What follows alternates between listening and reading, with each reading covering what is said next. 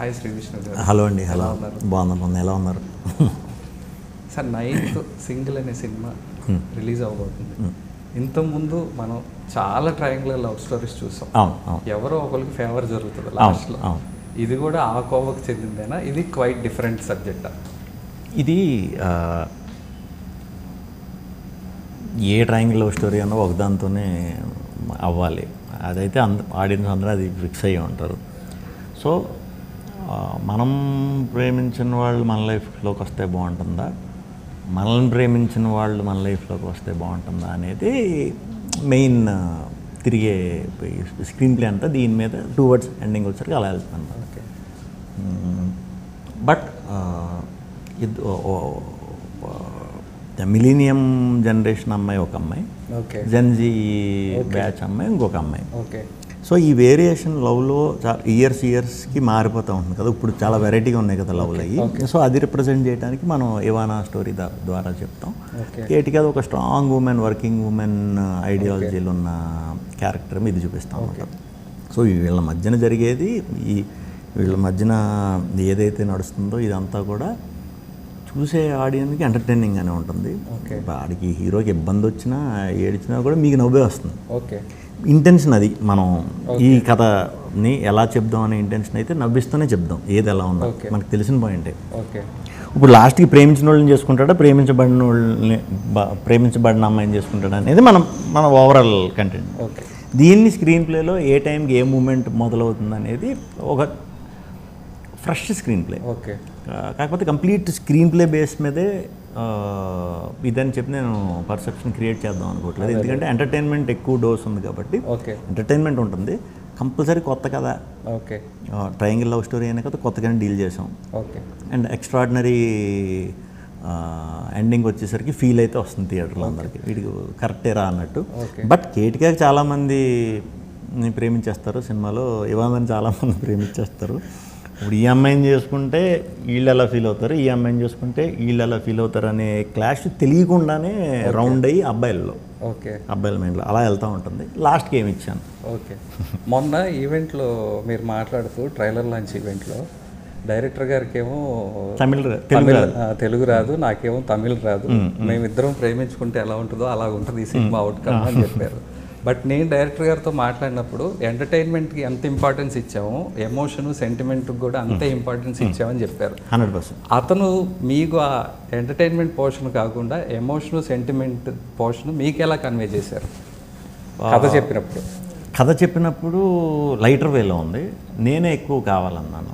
Emotion sentiment నేను ఎక్కువ దీంట్లో కుదిరితే అన్నీ ఉంటే, అన్ని ఐటమ్స్ ఉంటే చాలా బాగుంటుంది కదా అని డిజైన్ చేసుకున్నప్పుడైతే అడిగా రిక్వైర్మెంట్.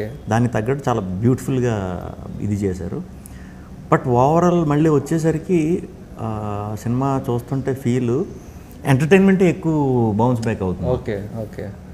ఎంటర్టైన్మెంటే వెళ్తుంది. ఇంత మంచి ఎంటర్టైన్మెంట్ వెళ్తున్నప్పుడు ఈ ఎమోషన్ పార్ట్ని దీన్ని ఆడియన్ ఎంటర్టైన్మెంట్ మూడ్ పాడు చేయకుండా నేను ఫీల్ అవుతా, నేను బాధపడతా, నేను ఇరుక్కుంటా, నేను ఏడుస్తా, ఇవన్నీ చేస్తా. అది కూడా మీకు నవ్వొచ్చేలాగే. ఓకే. అంటే నవ్వొచ్చేలాగా అమ్మ అయ్యో ఇలా ఓకే అని నవ్వుతూనే ఉంటాం. ఓకే. అంతేగాని ఒకళ్ళ పెయిన్ మనకు నవ్వే వస్తుంది. ఎందుకంటే వీడు చేసిన పనులు అలా ఉంటాయి, వీడు వెళ్ళిన రూట్ అలా ఉంటుంది. సో దానివల్ల నవ్వే వస్తుంది. అది కూడా కాకపోతే కథలో పాత్రలకు మాత్రం ఆ టైంకి అది పాపం ఎమోషనల్ మూమెంటే. వాటిని కూడా ఒకళ్ళు ఎంజాయ్ చేస్తే ఒకళ్ళని ఎంజాయ్ చేసుకునేవాం మేము. ఏది నేను కిషోర్ గారి క్యారెక్టర్లో మా ఇద్దరు కాంబినేషన్ దీనివల్ల చూసేవాళ్ళకి మాత్రం డీప్ వెళ్ళిపోరు. అయ్యో పాపం ఈ అమ్మాయిని చేసుకుంటే భలే ఉందని లైఫ్, లేకపోతే ఈ అమ్మాయిని చేసుకుంటే భలే ఉందని లైఫ్ అనేది ఎక్కువ ఫోర్స్ చేయాలి. అందుకే లవ్ కూడా ఇప్పుడు బయట సొసైటీలో ఎంత లైటర్ వేలో ఉందో లవ్ అంతే. పాత రోజుల్లాగా ఇంకా లవ్ అంటే రాత్రి పగళ్ళు మర్చిపోయి ఆరాధించటాలు ఆ లవ్ స్టోరీ కాదు ఇది. ఇది జస్ట్ ఇప్పుడున్న యంగ్స్టర్స్ మైండ్ సెట్ లవ్ని ఎంత సీరియస్గా తీసుకుంటున్నారు, ఏదైనా ఇష్యూ వస్తే ఎంత ఫాస్ట్గా వదిలేస్తున్నారు అనే పాయింట్ని ఎక్కువ మనం డిస్కస్ చేసాం. ఈ సినిమాలో లెజెండరీ యాక్టర్ హీరో గారు రాజేంద్ర ప్రసాద్ గారితో కాంబినేషన్స్ ఉన్నాయా మీకు? ఉన్నాయి. ఆయన గురించి చెప్పండి సార్. ఆయనతో వర్క్ ఎక్స్పీరియన్స్ ఏంటి? ఆయన్ని అబ్జర్వ్ చేస్తూ మీరేమి గ్రాప్ చేసుకున్నారు? నేను గాలి సంపత్ ముందు దాంట్లో ఎక్కువ అంటే ఫుల్ సినిమా అంతా కలిసి చేసాం. ఓకే. ఆ సినిమా అప్పుడే ఆయన్ని నేను 2-3 క్వశ్చన్లు అడిగి కొంచెం నాకు కెరియర్కి హెల్ప్ అయ్యే ఇది కింద 2-3 డౌట్లు అడిగా. ఓకే, చాలా మంచిగా చెప్పారు. ఆ ఎక్స్పీరియన్స్ నేను ఇమీడియట్గా రాజరాజ చోళలో కూడా యూజ్ చేసి చూసాను. ఆ సీన్లకి సెపరేట్ స్పెషల్ మెన్షన్ వచ్చింది. అప్పటి నుంచి కూడా ఆయన సూపర్ పర్ఫార్మర్, ఆయన కళ్ళతో యాక్ట్ చేస్తూ ఉంటాడు. ఆ డిస్కషన్లో అప్పుడు జరిగేవి. ఇప్పుడు తర్వాత మేమిద్దరం ఒక ఫ్యామిలీలో అయిపోయాం అన్నమాట. ఆ సినిమా తర్వాత బాగా క్లోజ్ అసోసియేషన్ మా ఇద్దరి మధ్యన.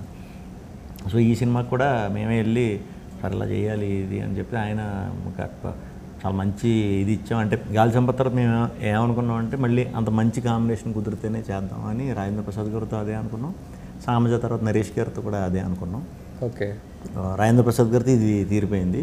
నరేష్ గారితో కూడా ఇప్పుడు సెపరేట్ ఫ్రెష్ కథ ఒకటి చాలా చాలా అద్భుతంగా ఉంది. అది ఫుల్ ఫినిష్ చేసేసి ఇంకా నరేష్ గారికి పంపాలన్నమాట. ఓకే సార్, ఇప్పుడు బయట జరుగుతున్న సిచ్యువేషన్స్ ఏంటంటే ఒక ట్రైలర్ విషయానికి వచ్చిన ఒక టీ షర్ట్ వేసుకున్న పొరపాటున ఈవెంట్లు ఏదన్నా మన ఇంటెన్షన్ రాంగ్ కాకపోయినా ఒక స్టేట్మెంట్ ఇచ్చినా సరే వెంటనే నెగిటివ్ ఎనర్జీ దాని చుట్టూ చేరుకొని చాలా ఇబ్బంది క్రియేట్ చేస్తుంది. మనం అందరం ఒక ఇండస్ట్రీలో ఉన్నప్పుడు పాజిటివ్ ఎనర్జీ చాలా ఇంపార్టెంట్. అసలు పాజిటివ్ ఎనర్జీ ఎందుకు ఉండాలి సార్ ఇండస్ట్రీలో? దాని గురించి చెప్పండి.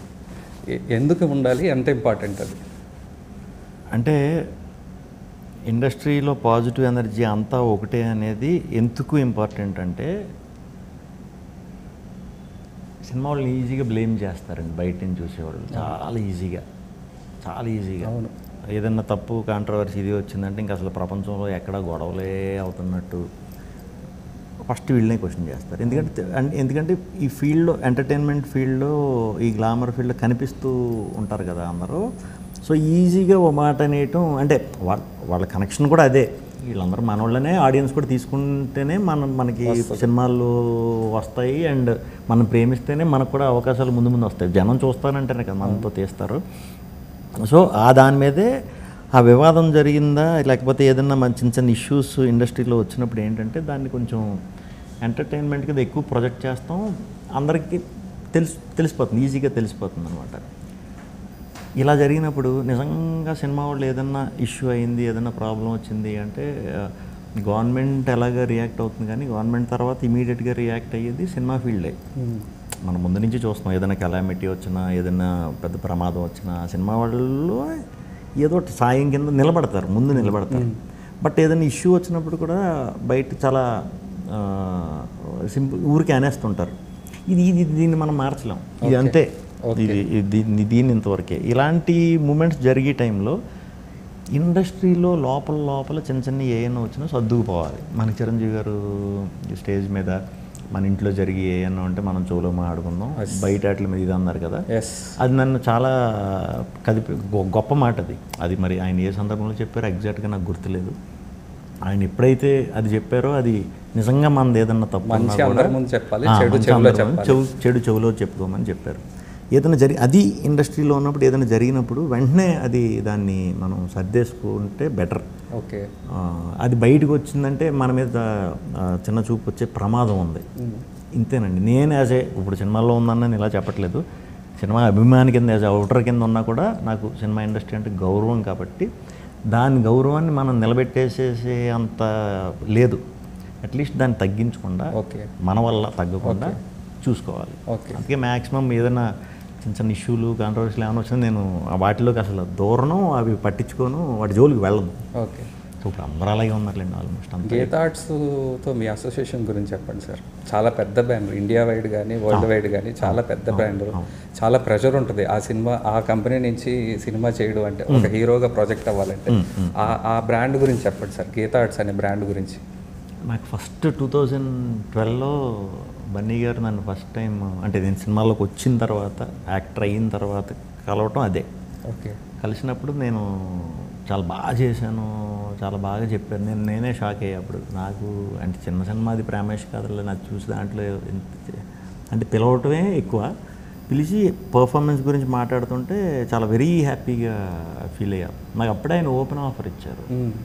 మీరు నాకు మీ అన్నీ నచ్చినాయి, మీ యాక్టింగ్ ఎబిలిటీ, మీ టైమింగ్ అంతా బాగుంది, మీరు నిజంగా ఏదైనా మంచి అంటే కొత్తగా వచ్చిన వాళ్ళం కదా, మీకు ప్రొడ్యూసర్లు దొరకవు, మంచి కంటెంట్ ఏదైనా ఉంటే నాకు దగ్గర పట్టుకుని నేను ప్రొడ్యూస్ చేస్తానని అప్పుడు ఇచ్చారు నాకు మాట. నేను ఇలా కాదు, మంచిగా ప్రూవ్ అయ్యి ఇంకొన్ని సినిమాలు చేసి ఎక్స్పీరియన్స్ తెచ్చుకొని నిజంగా మంచిది వచ్చినప్పుడు పట్టుకెళ్దాం ఆయన దగ్గరికి అనే ఉద్దేశంతోనే ఉన్నా. అనుకోకుండా ఎప్పుడు సెట్ అవ్వలేదు, కుదరలేదు. గీతా ఆర్ట్స్ నుంచి కొంతమంది ఇంతకుముందు నాకు కొన్ని కథలు పంపారు, కానీ అవి ఎందుకో అనుకోకుండా అది మెటీరియలైజ్ అవ్వలేదు. ఈ కథ అనుకోకుండా కార్తీక్ రాజు గారు నాకు అంటే అరవింద్ గారిని కలుస్తున్నారని నాకు చెప్పకుండానే అరవింద్ గారిని కలవటం, అరవింద్ గారు ఇమీడియట్లీని సాయంత్రం కల్లా నన్ను పిలిపించి మీకు నచ్చింది, అది నచ్చిందని, నాకు చాలా బాగా నచ్చింది, ఇది చేద్దాం అని ఆయన ప్రోత్సహించడం.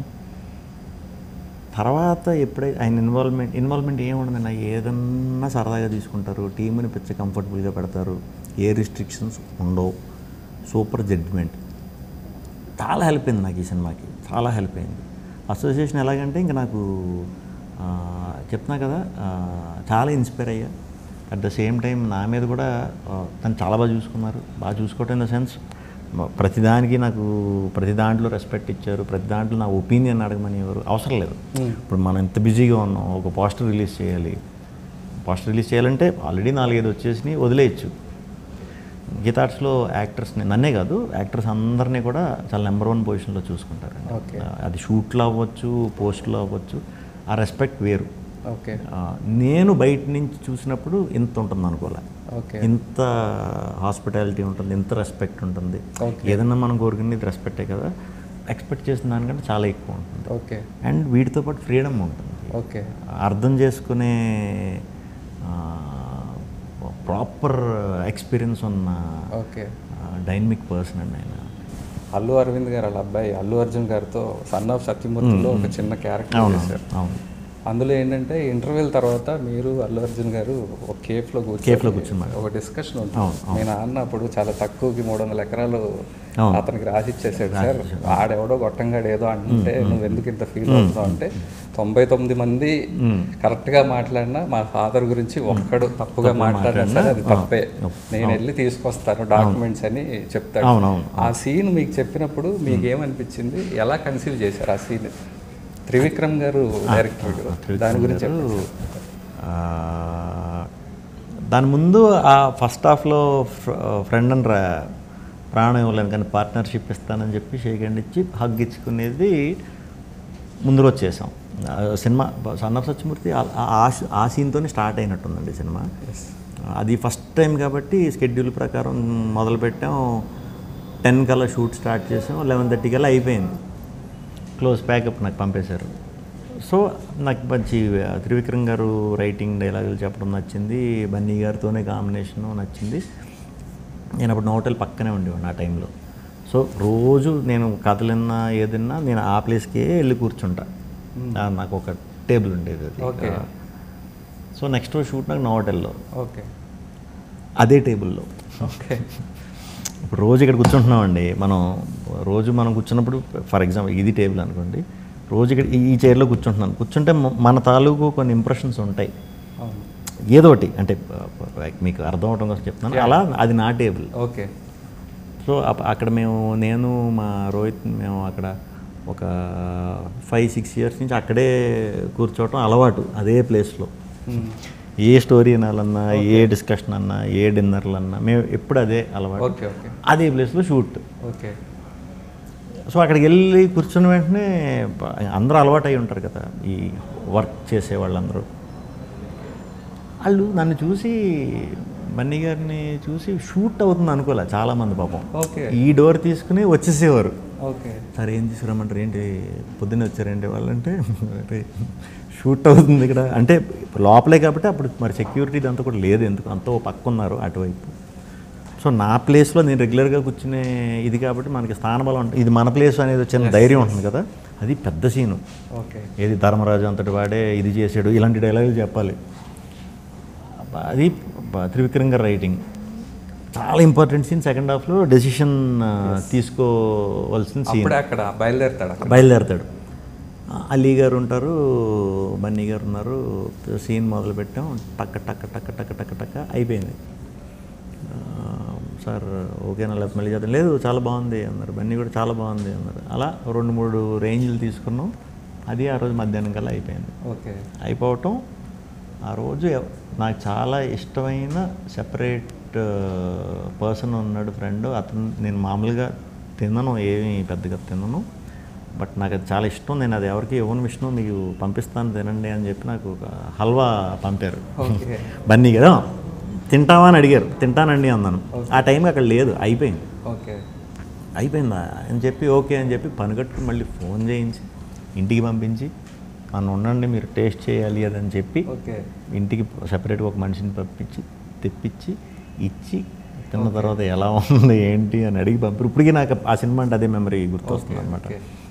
ఈ సినిమాలో 2 హీరోయిన్స్ ఉన్నారు సార్, ఇద్దరు గురించి చెప్పండి, వర్క్ ఎక్స్పీరియన్స్ ఎలా ఉంది? కేటిగాని ఇప్పుడు సాంగ్స్ వీటిలో అవి చూసామంటే ఎక్స్ట్రాడినరీ ఎక్స్ప్రెషన్స్ ఉంటాయి, ఆమెకి చాలా మంచి ఎక్స్ప్రెషన్స్ ఉంటాయి. అవి పర్ఫార్మెన్స్ పరంగా పెద్దగా పోర్ట్రే చేసే క్యారెక్టర్లు దొరకలే. దీంట్లో ఏంటంటే చాలా strong women, working women character. So ఇది పర్ఫెక్ట్గా సూట్ అయింది. ఇప్పుడు దాకా ఆమె చేసిన సినిమాల్లో ఇది best character and best output కూడా ఇచ్చింది. ఇవాళ టూ మచ్ ఎక్స్ప్రెసివ్, అసలు ఫట్మని కళ్ళతోనే చేసేస్తుంది, పెద్ద పర్ఫార్మెన్స్ చేయకల్లా. లవ్ టుడేలో అది మనం చూసాము. ఆమె ఏంటంటే డైలాగులు ఎంత పెద్ద పెద్ద డైలాగులు ఉన్నా ఫస్ట్ 1 డే 2 డే కొంచెం ఇదయింది. 3వ రోజు నుంచి నా స్పీడ్ కొంచెం పట్టుకోవడం కానీ వినటం కానీ హీరోయిన్లకి కొంచెం కష్టం అండి. ఎక్కువ నార్త్ నుంచి అది వస్తుంటారు కదా, నేను ఫాస్ట్గా మాట్లాడేయటం లేకపోతే ఫ్లోలో కొన్ని మార్చేయటం అవి చేస్తా.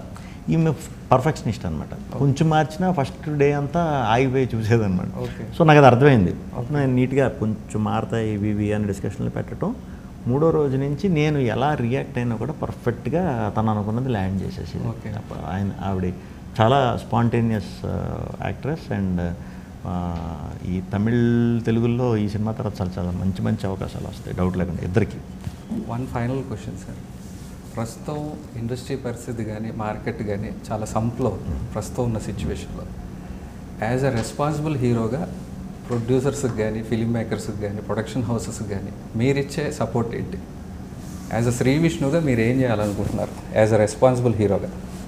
నేను జాగ్రత్తగా చూసుకునేది అంటే ప్రజెంట్ నేను సలహాలు ఇవన్నీ నన్ను ఎవరు అడగరు, నేను ఎవరికి అడిగితే డెఫినెట్గా చెప్తాను. ఎప్పుడు కూడా అప్ అండ్ డౌన్స్ ఇండస్ట్రీలో అది కామన్, అది ఓవరాల్ ఇండస్ట్రీ వైజ్ చూసుకున్న బిజినెస్ యాంగిల్ ఒక్కోసారి డౌన్ అవుతుంది, ఒక్కోసారి లెగుస్తుంది, ఒక్కోసారి డౌన్ అవుతుంది, ఇది అవుతుంది. ఒక రకంగా మనం చాలా గ్రో అవుతున్నాం బిజినెస్ యాంగిల్లో, 100% చాలా బాగా గ్రో అవుతున్నాం. బట్ ఓన్లీ థియేటర్ రెవెన్యూల విషయంలోనే కొంచెం ఇబ్బందులు ఫేస్ చేస్తున్నాం. దానివల్ల డిస్ట్రిబ్యూటర్స్కి ఎప్పటి నుంచో ఉన్న డిస్ట్రిబ్యూటర్స్కి థియేటర్స్కి ఎగ్జిబిటర్స్కి కొంచెం ఇబ్బంది ఉంది.